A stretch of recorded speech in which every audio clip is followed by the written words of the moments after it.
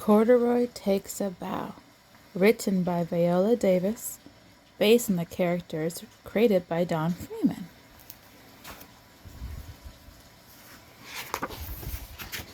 Corduroy Takes a Bow.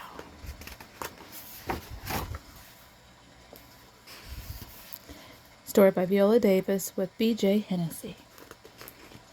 Pictures by Jody Wheeler.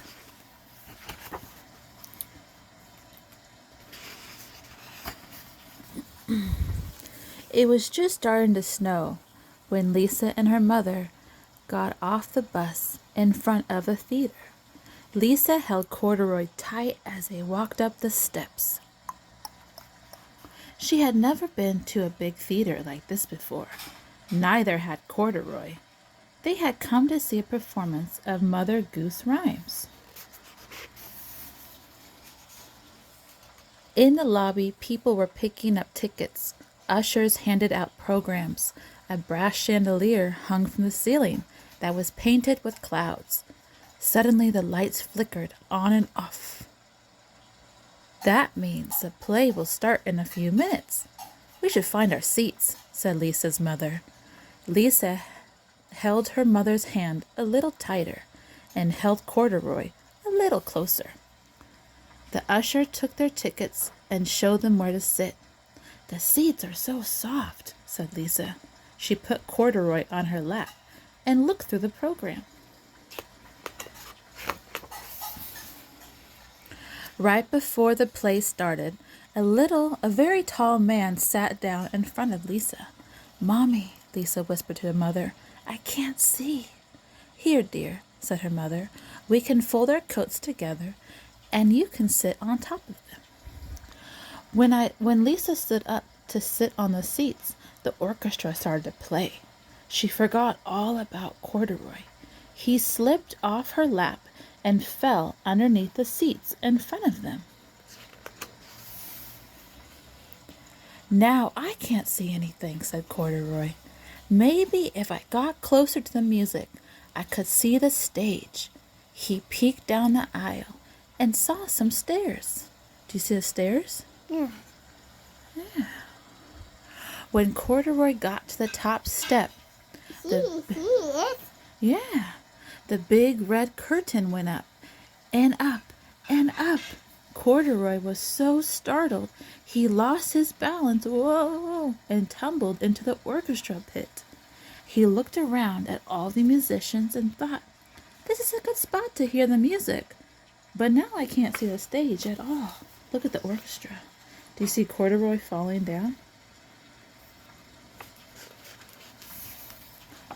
At the back of the orchestra there was a tall set of drums.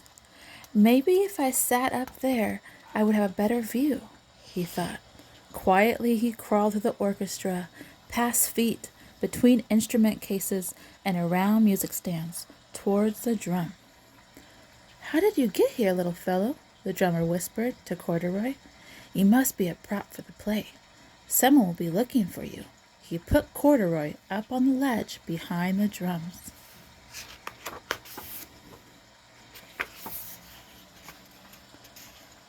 There was a chair off to one side behind the curtain. "I could see better from there," thought Corduroy. But before he got to the chair, a stagehand tripped on him. "Sorry, Bear," said the stagehand. He put Corduroy on the table with the other props. The table was hard, not like Lisa's soft seat in the theater. Backstage was very busy. Actors were coming and going, changing costumes and getting their props. One actor almost grabbed Corduroy. "I should find a safer spot," he decided, and he hid between the costumes. "This is safe," he thought, "but I'll never see anything from here."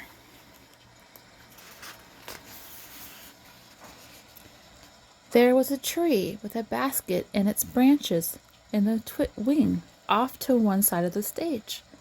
"I would be able to see from there," Corduroy thought, and he climbed up the tree. See it? Yeah, into the, what's this?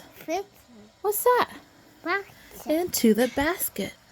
"Well," thought Corduroy, "this is more like it. Not too high, not too low. This is just right." He settled in and watched the Mother Goose performance. I love the theater, said Corduroy. After a number of different scenes, the stage manager called out, "Final scene, everyone! Take your places!" Stagehands quickly moved new scenery onto the stage, while the actors went to stand in position.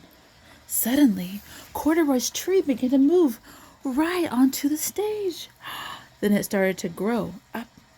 Up went the tree and the basket and Corduroy. Look at Corduroy's face. Do you think Corduroy's scared? "This is a very tall tree," said Corduroy, as he looked down at the stage far below. The tall tree made him think of the tall man who sat in front of Lisa. Corduroy wondered, how will I get back to Lisa if I'm up in this tree? Oh, look at this. On the stage below, Mother Goose started to sing, "Rockin' my baby on the treetop. When the wind blows, the cradle will rock." Off stage, a fan blew air into the branches of the tree. The cradle began to rock, back and forth, up and down, back and forth, and up and down. Corduroy was getting dizzy. Oh, he held onto the sides of the cradle as it rocked faster.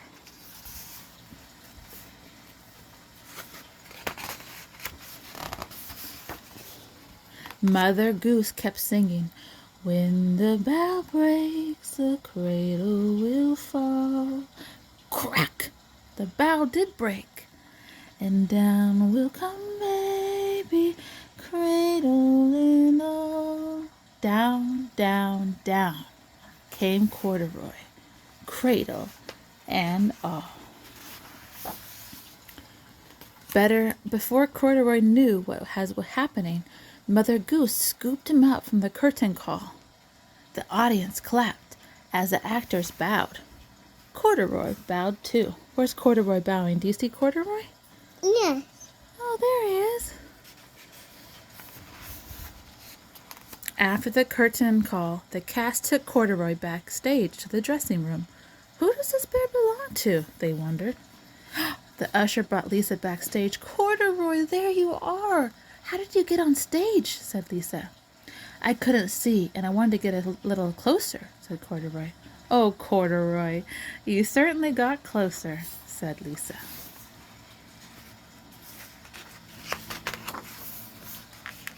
The very next day, Lisa made a theater just for Corduroy.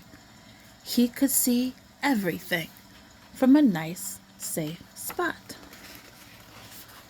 And there's Lisa and Corduroy looking at the program. The end. And there is a picture of the writer, and that's Viola Davis. She's an actress, an Oscar winner, and a Tony winner. The first black actress to win a Tony, Oscar, and Emmy. Wow. And there's Don Freeman, author and illustrator. Jody Wheeler is an illustrator of over 40 books for children. 40 books. The end. That was called Corduroy Takes a Bow.